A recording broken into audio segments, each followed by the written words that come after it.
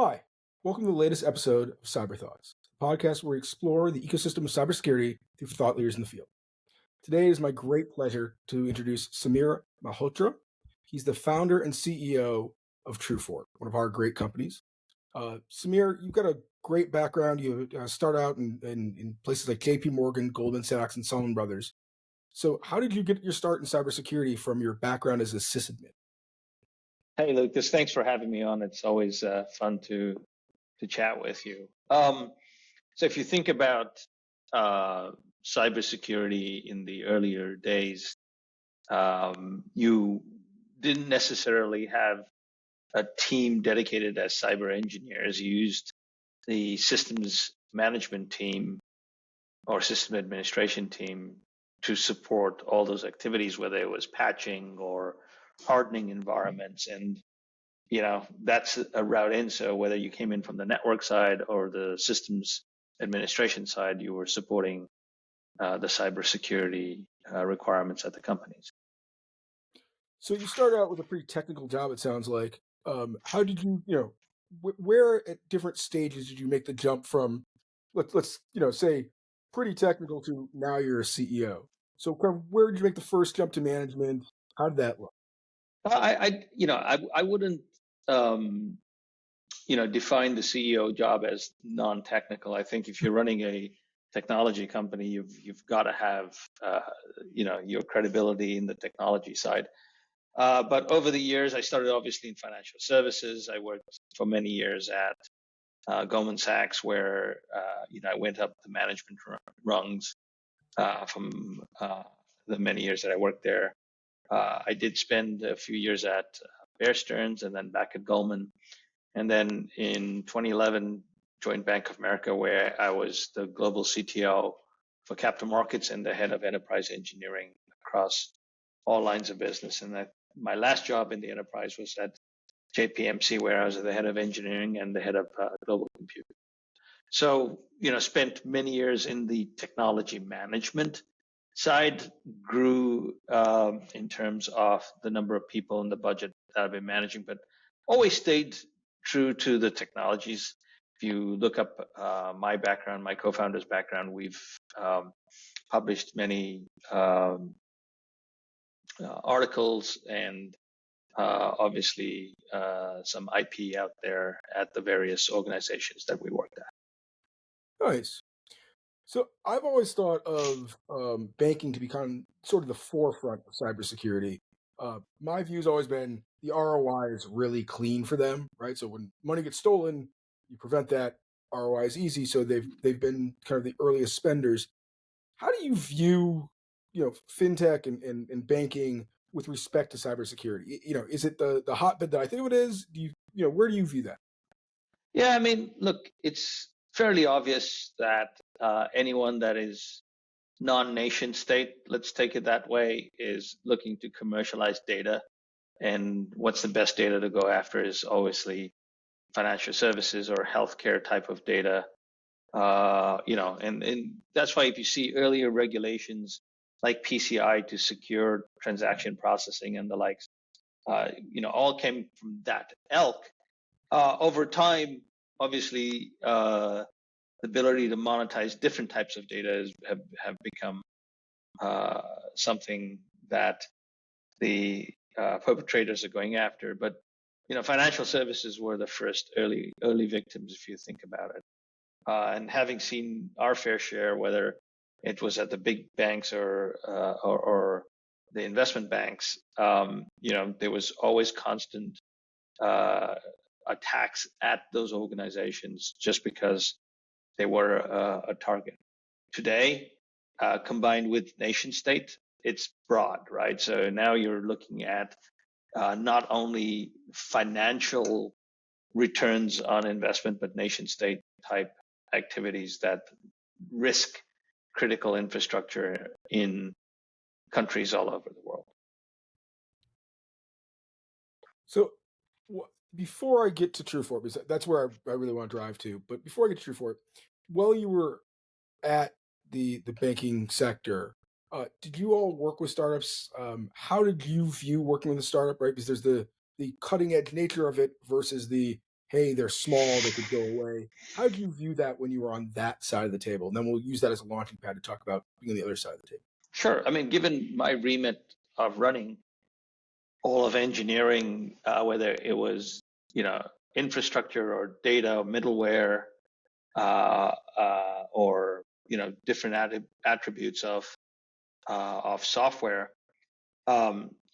we were always looking at the new technologies that were available that would help automate many of the things that we were trying to achieve. It's not always that, although big, large financials have massive technology teams, that we're looking at constantly innovating different things. But the startup ecosystem definitely helps, because just think about the earlier days of Chef and Puppet in the automation. Today you're looking at HashiCorp, but those are just the newer iterations of what that looked like. Think about columnar databases versus standard databases. There's many innovative things, and it's not necessarily that you can develop all the type of products that you need. So from an engineering perspective, we continuously looked at the industry and tried and adopted various things. I think today it's a lot more stringent with the way software is acquired with open source and vulnerabilities. But I think many years ago, you were just trying to be innovative and trying to bring products, and if something worked, then you figured out to work with your procurement organization or your controls organization on how to bring those products in. So innovation's always been there, right? Otherwise, products like Java and stuff would never have, gotten to where they are.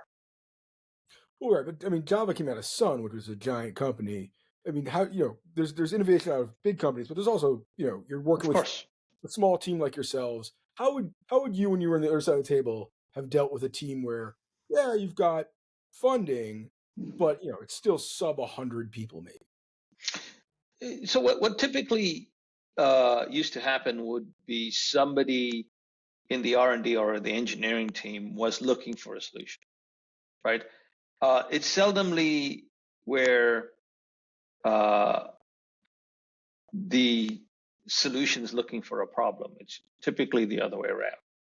And then once you're trying to look for a solution, that's where you start to look at, who has. You look at the startup ecosystem. There's various ways of looking at it, and then that reverse comes into how you acquire products across. So, although you see many startups talking to various organizations with new innovative ideas, I think the most important thing to realize is the customer you're talking to experiencing a problem you're trying to solve, or you're just looking for a problem. I mean, it's a way of potentially educating the customer, but that's a longer sales cycle than the other way around. So you've talked about being problem focused. What was the problem that you saw that made you leave that side of the table and come over and start a company? Because as you know, you have to be a little bit crazy to decide to start a brand new company. It's a ton of work. Sure. And so what was the problem that made you take the leap? So having been through some cyber challenges, we realized that protection of critical assets and real-time visibility was the most important thing, because once you get breached, lateral movement kicks in, and there's two major ways of lateral movement: one via the network, and second via identity. And with Truefort, providing the visibility and the capabilities of looking at detecting and blocking lateral movement on both of those vectors was what we were looking to solve, and that's why we came to industry. Very cool. And I didn't do it in the intro, so would you give us a one or two sentences on what does Truefort do? That's on me. Sure, Lucas. So Truefort's focus is helping our customers prevent and block lateral movement. So with that, We offer visibility. We have integration with the top leading EDRs in the world, like CrowdStrike and SentinelOne. We integrate into those. We have our own capabilities, but what we offer is succinctly microsegmentation to stop network lateral movement and non-human ID visibility and detection to stop the identity lateral movement. And we offer that as a SaaS platform so that our customers can easily adopt our capabilities into their networks. Very, very cool. All right. So what's the journey been like so far? So you had an idea in a small team. I met you relatively early on, but what's it looked like from yep, a whiteboard and an idea up to kind of your first round and then maybe up to your second? Yeah. The so in when we started in the 2016, cyber investing was still young, and I'll tell you this: pre-COVID, um, if you were a company in the Northeast, you used to go out and raise capital, and the venture capital companies in the Valley would be like, "Well, you're not in the Valley." I think that's changed now. I think the world's opened up to investing, so it's not hot zones of investing. So like the typical story, bootstrapped, raised seed funding, got a product, went to market, got to a certain revenue number, and then in 2019, I guess that's when we met. We raised our first institutional round, Series A, of $10 million, and we got started and then building out the platform and scaling out. In Very cool. 21, we raised the Series B, and we're just continuing to grow from that perspective. Very nice. So I got to meet you guys out at your spot out in New Jersey, just across the bridge. Are you still in that same kind of? You had a giant space for kind of a small company. It was really cool. Can you describe it at all? Like, Yeah, just love to absolutely. hear We're for it. still there. It's a converted warehouse. We've been lucky to find the space. Obviously, now there's a lot more office space available with the work from home culture, but we continue to be in the space. We've been in the space since 2016, and it's kind of worked out for us. It allowed us to uh, develop in our personality versus a standard office space. So we enjoy it, and having parking is a key benefit. So, I mean, COVID spread everywhere now. Are you guys still mostly based in one spot? Do you have people everywhere now? Like a lot of companies. Like, how do you? And then, as a CEO, how do you view in person versus remote? Sure. Um, we we we we have folks in the office. Obviously, we have as you've grown over the years, you've got people in different states. We have folks in Canada. We have folks in Europe. How do I view the culture? Um, you know, uh, On-prem for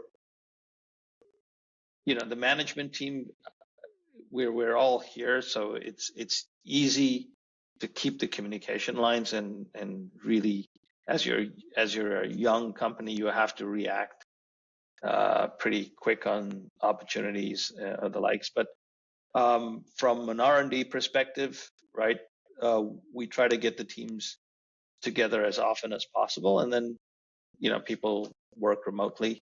But we do maintain an office presence. We do try to bring people together as often as possible. We find that that collaboration is important.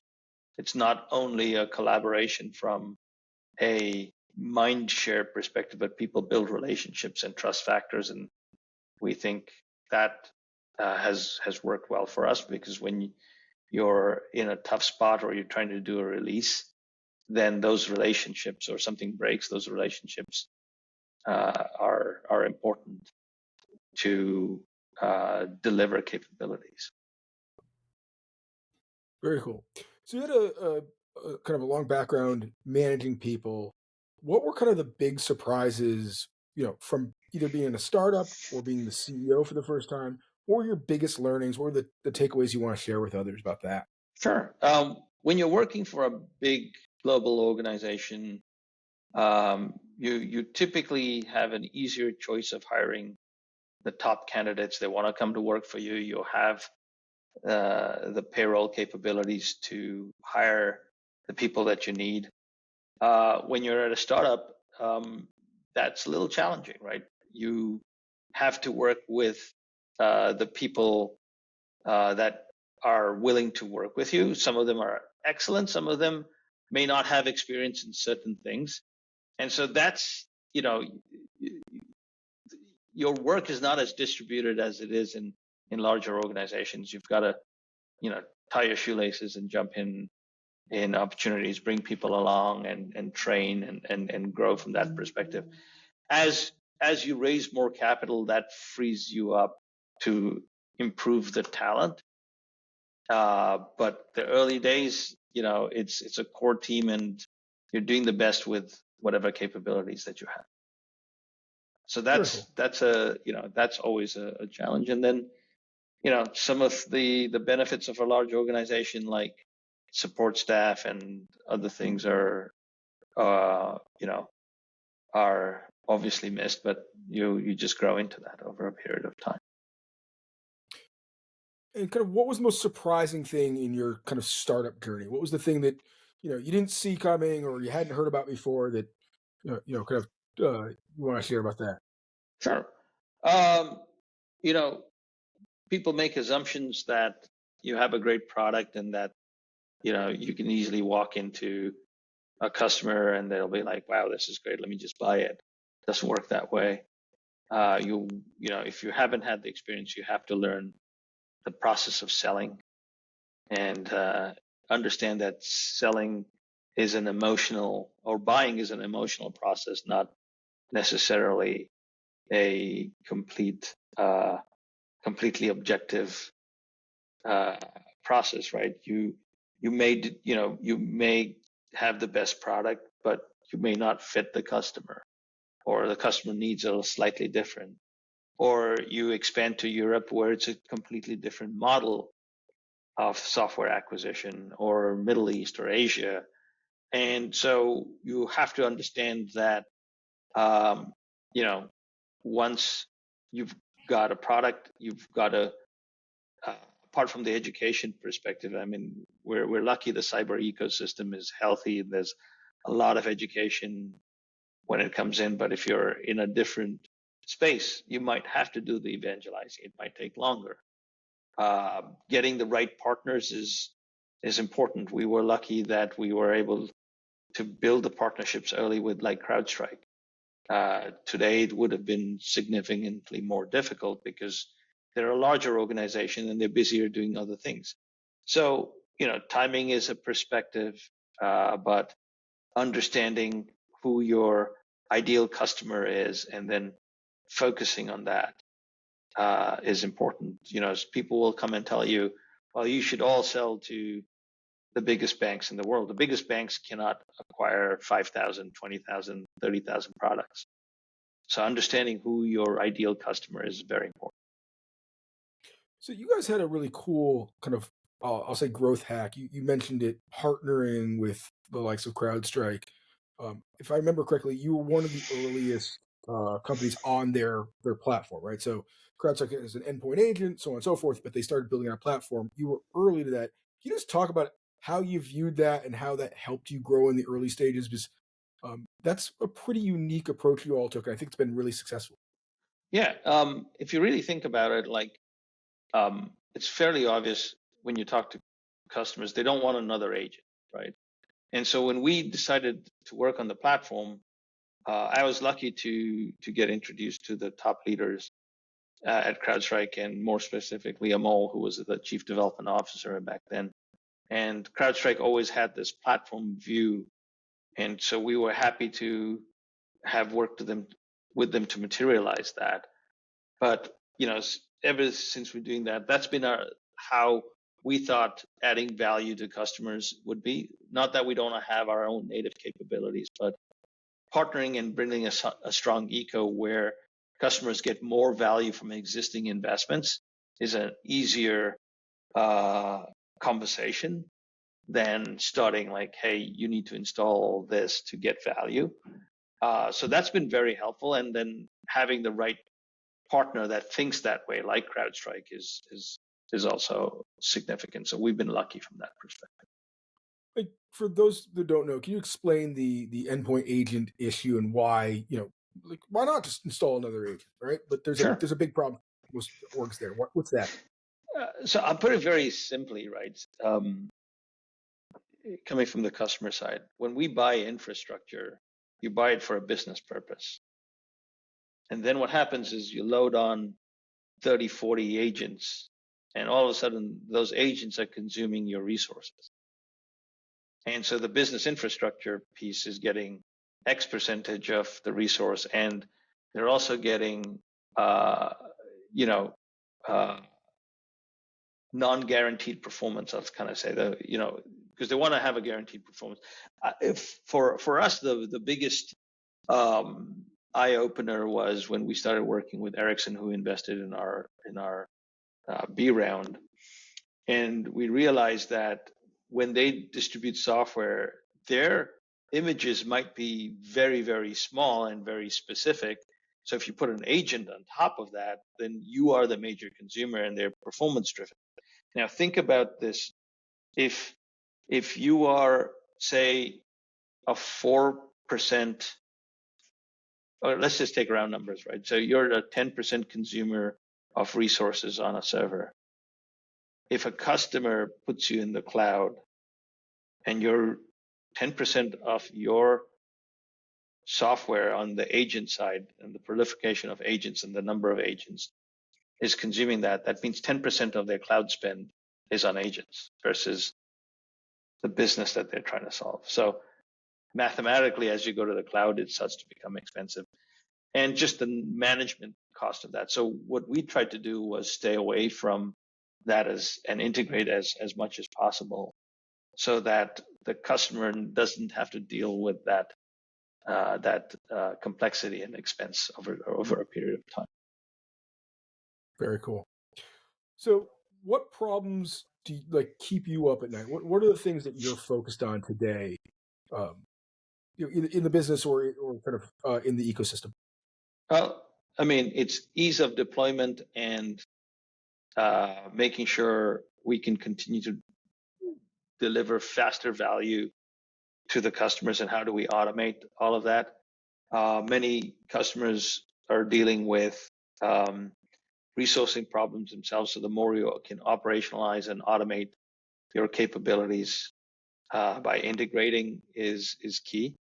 And the other thing is, customers are requiring to spend on various different things. How do you make sure that you're in the mind share? And I think the other most important thing is just making sure your own customers are happy with what you're delivering and continue to help you grow. So I think it's a multifaceted answer. There's a lot of things that keep me awake.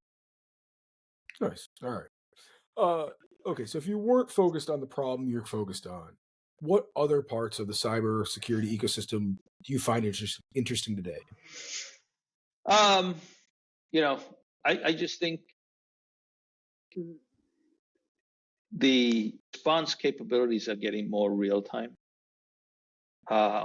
And now with AI and the automation on the adversary side, how do you continue to innovate, or what are the ways that customers can continue to harden their environment? So I think the basic thing is that the more you can harden and do the fundamentals, then all the innovation on the other side of the attack spectrum, whether it's AI or anything else, can be prevented and blocked. Also interesting is the supply chain risk issue, right? How much technology, I mean, like we spoke earlier, like R&D teams are always innovating. You can't stop innovation, but how do you secure the innovation? So I find that space very interesting. Um, Also, it seems like nobody's solving the identity issue, uh, and that continues to be troublesome. So it's going to be interesting how we innovate through those type of issues in the future. Nice. All right. So taking up a higher level, what infosec resources do you love? Where do you get information?